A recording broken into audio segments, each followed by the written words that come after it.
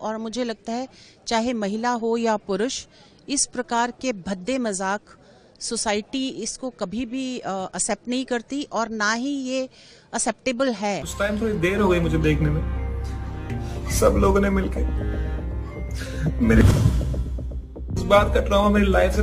भारत की entertainment industry पिछले कुछ दशकों में जिस दिशा में आगे बढ़ रही है वह सभ्य समाज और नैतिक मूल्यों से दूर जाती दिख रही है। हाल ही में मशहूर यूट्यूबर और social media personality Ranveer Allahbadia का एक शर्मनाक बयान सामने आया है, जिसने सभ्य समाज को सोचने पर मजबूर कर दिया है। क्या इस तरह के लोग वास्तव में हमारे युवा वर्ग के लिए आदर्श माने जाने चाहिए?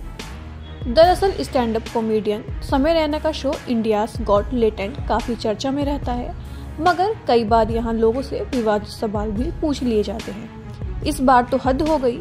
शो में इस बार नए एपिसोड में यूट्यूबर आशीष चंचलानी, अपूर्व मुखीजा, रणवीर इलाहाबादिया नजर आए। शो में रणवीर इलाहाबादिया ने माता पिता को लेकर कुछ ऐसे सवाल कर दिए कि उनकी खूब आलोचना हो रही है। मीडिया, सोशल मीडिया, यहाँ तक कि राजनीति में भी हलचल बढ़ गई है।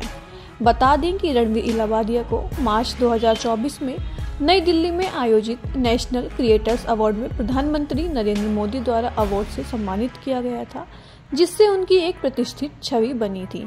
लेकिन हाल ही में उनके दिए गए शर्मनाक बयान ने उनकी इस छवि को पूरी तरह से धूमिल कर दिया है। रणवीर बियर बाइसेप्स नाम का एक यूट्यूब चैनल चलाते हैं।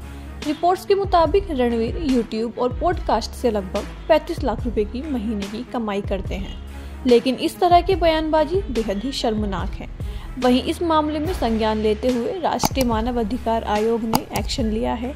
आयोग ने इंडियाज गॉट लेटेंट के निर्माताओं और आयोजकों, होस्ट समय रैना और पैनलिस्ट यूट्यूबर रणवीर इलाहाबादिया और सोशल मीडिया इन्फ्लुएंसर अपूर्व मुखीजा के खिलाफ मुंबई कमिश्नर के पास शिकायत और FIR तक दर्ज कराई गई है, जिसके बाद यूट्यूबर रणवीर इलाहाबादिया ने एक्स पर एक वीडियो शेयर करते हुए माफी मांगी और अपनी गलती को स्वीकार करते हुए कहा कि शो में जाना एक गलत फैसला था। इसके साथ ही रणवीर इलाहाबादिया ने गुजारिश की थी कि इस एपिसोड से उनका कमेंट हटा दिया जाए। लगातार हो रही कार्रवाइयों को देखते हुए और रणवीर इलाहाबादिया की गुजारिश के मद्देनजर इस एपिसोड को अब यूट्यूब से डिलीट कर दिया गया है। आइए सुनते हैं क्या कहा रणवीर इलाहाबादिया ने। My comment wasn't just inappropriate, it wasn't even funny. Comedy is not my forte. I'm just here to say sorry. Many of you asked if this is how I wish to use my platform, and obviously this is not how I wish to use it. I'm not going to give any context or justification or reasoning behind whatever happened. I'm just here for an apology. I personally had a lapse in judgment. It wasn't cool on my part. The podcast is watched by people of all ages. Don't want to be the kind of person that takes that responsibility lightly, and family is the last thing that I would ever disrespect.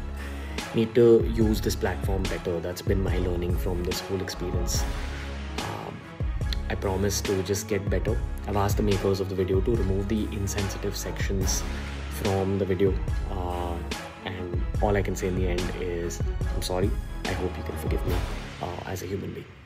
और मुझे लगता है चाहे महिला हो या पुरुष, इस प्रकार के भद्दे मजाक सोसाइटी इसको कभी भी एक्सेप्ट नहीं करती और ना ही ये एक्सेप्टेबल है।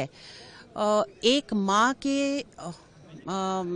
उसके ऊपर जोक करना या किसी विमेन की बॉडी के ऊपर जोक करना, चाहे वो लड़की हो या लड़का, अच्छा नहीं लगता और कहीं ना कहीं दिखाता है कि किस तरह से ये मॉरली डाउन जा रहा है जो आज का जो युवा है।